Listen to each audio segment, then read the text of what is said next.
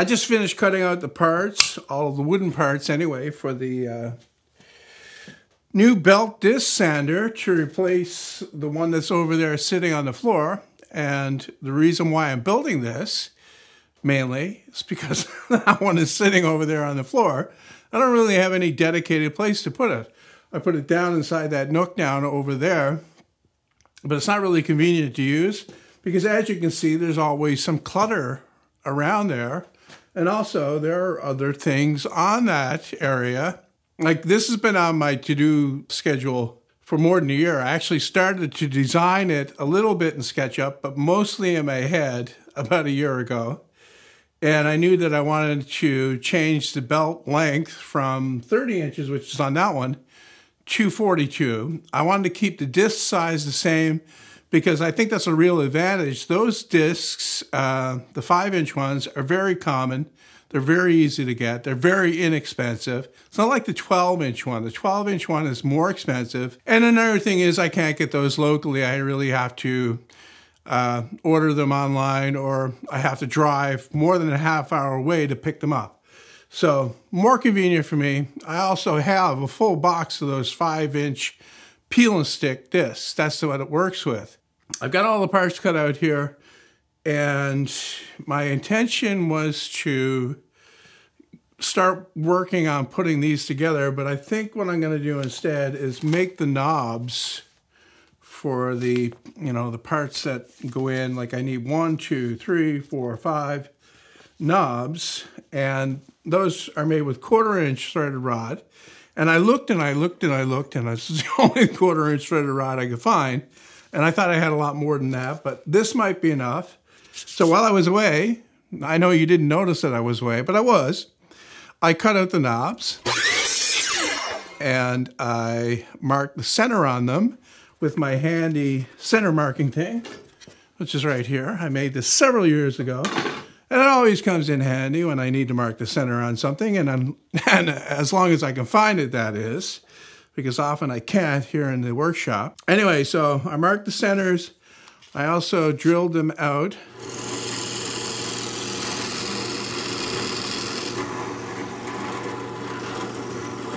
And then I took them over to my belt sander where I shaped them into this rather stubby shape. This is not the typical handle that I make, but it's the typical handle shape that I go with, which is flat on the sides and square like this. That gives you a decent grip, and it tapers down towards the front. I like that. Except this thing is a lot shorter. I didn't want these things sticking out because that was a problem on the original. The knobs kind of stick out far, so modified knobs, stubbier, less sticking out, and just as good a grip, I think. You don't really need a good grip for that anyway, so. What I'm doing right now, though, is I'm sanding the things by hand.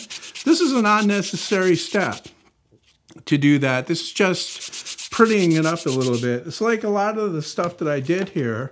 Well, not a lot, but like, take this for instance. This part could have been completely rectangular. It didn't have to be angled up like that. That's just for looks. So I'm half tempted in the plans because it takes a lot of time to put all the dimensions in for this stuff. And then if you miss something, people will be emailing you, what's this dimension, what's that dimension? And it's especially annoying if they're asking about a dimension that really doesn't matter. Luckily, that doesn't happen because I put way more dimensions in than I think anybody else does that makes plans. Like, I detail every single part as I go through. What I got here is I don't know, 20 printed pages. And these are just the parts that I have heaped up here. And you can see each one's detailed. I'm not trying to sell plans. I'm just trying to, talk about how I make the plans and how I've come to make them. Because what I want to avoid, because these plans sell for so little money, is there's no budget for support. So I want to head off all of the support before it even happens. And to do that, I make the plans way more detailed than they really could be, and very step by step, one page after the other, one part at a time, or maximum 2 or 3 if they're minor parts. But put all the details in, leave nothing to, guesswork, And that way I avoid support emails. So I'm sanding this by hand. Like I say, it's more or less something that's not necessary, but it does make the thing look better, I guess. So I'm doing it. I'm going to get to the point of this video now, I think. And probably noticed that the third part of the table saw build is not out yet. I actually stopped working on the table saw to start work on this. That doesn't mean that I've stopped building the table saw or stopped working on it. I just want to get this thing done and out there. See, this time of the year is typically it's coming up on the time when you usually get the most views on YouTube from, say, the late fall or the early fall, maybe, up until Christmas, New Year's type thing. That's usually the biggest traffic season especially for this kind of stuff right here. So I wanted to get this done and out there, and it's something that I have plans available for, so I'll be able to make money from it. And that's why I wanted to get it done. And after this is done and out of the way, which will be next week, I'll go back to building a table saw. And as I'm building a table saw, what spurred this on is that the last video that I did, the second video, didn't get very many views. Now, this was not unexpected. I thought that, it was going to be a struggle to get a lot of views on something that's clearly, like, if you can't put it in the thumbnail, like a finished product, people are generally not as interested. Like, obviously, the majority of people want to see a complete project and don't want to be following a series of videos on a project. That requires a little bit more attention than a lot of people can give. And that's not a bad thing. I'm not saying that's a bad thing. I'm the same way. I would prefer to watch a complete project. However, something like that table saw cannot be done in a complete project in one video unless it's an hour long. And then I would have to wait until the whole thing's done, and that would be a problem, because if I sit on the footage without editing it, I'll forget all about it, and it'll take me twice as long to get the thing put together in the end. So that's the deal with the table saw. That's what's going on with that. I'll get back to it right after this is done. I don't know if there'll be other interruptions. There are other projects that I have coming up that I want to get to. One of them's a new drill press stand, but I don't even have the design for that worked out. This one here, at least I had the majority of it, the details of it, locked down in my head before I even sat down to seriously design it. The drill press table over here is something different. I may get to that after Christmas and put the table saw. If it's not done by then, because it's possible that it might be done by Christmas, I'll put it on hold then if it's not done, to concentrate on that. Once again, that'll be another one that there'll be a plan for, that'll be, be selling for it. And this is the way I've changed my approach to all of this. I don't want to change the way that I do videos. Basically, I settled on a style or a way of making videos, and it's, basically been the same for the past two and a half years. It's that narrative style where I show the whole thing going through, fairly tightly edited, but I don't cut out details that I think are important or gloss over them or speed up things unnecessarily. I want to show the process, because this is the kind of video that I like to watch myself.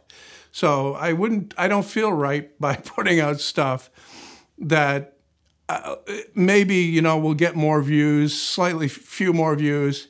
I'd rather put out something that I'm proud of, something that I can say, look, I made that, and it shows all that detail, and I'm happy with it.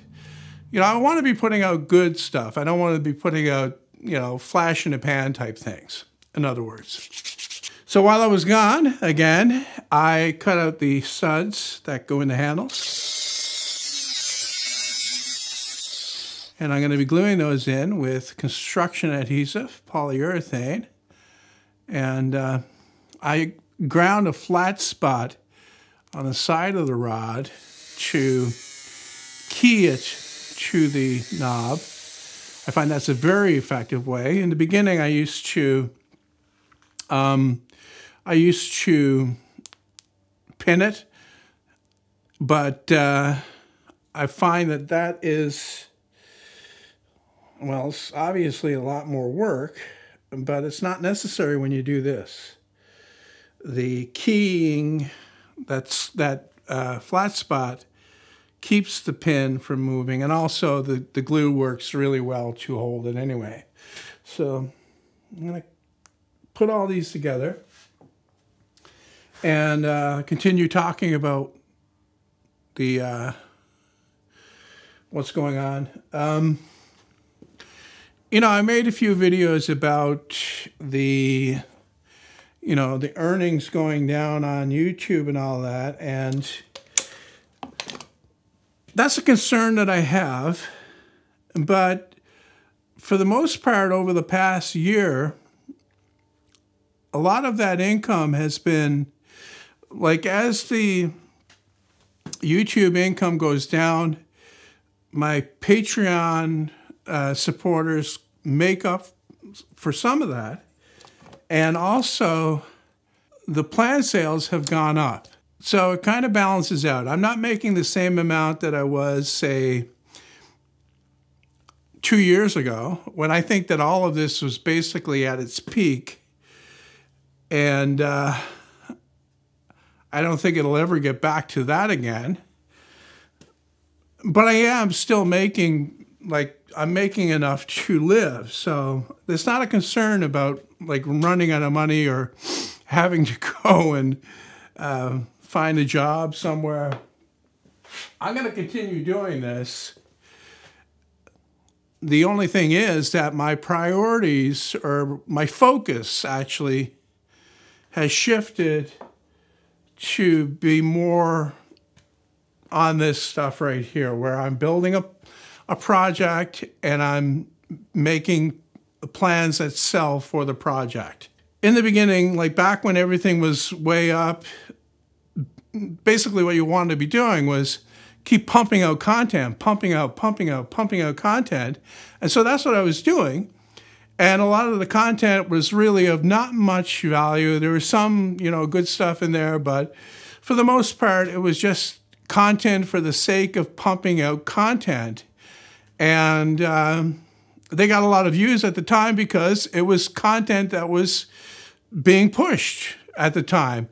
That content is no longer being pushed, especially coming from someone like me, like an older channel that's more established, that kind of thing. So my time and effort is best spent doing this, but I still will be doing the occasional, project that doesn't have a plan. And the more and more I think about it, the table saw, actually, that series of videos, I don't think I'm going to be making plans for that table saw, because I don't think that the genuine interest is there in the project to justify the time it would take to put into that. Like, you take this disc sander that I made here, sales on this are not going to be fantastic either. I would be very surprised if I get my time back or paid for my time in the first year after this plan is released. And then after that first year, depends on how much exposure it gets,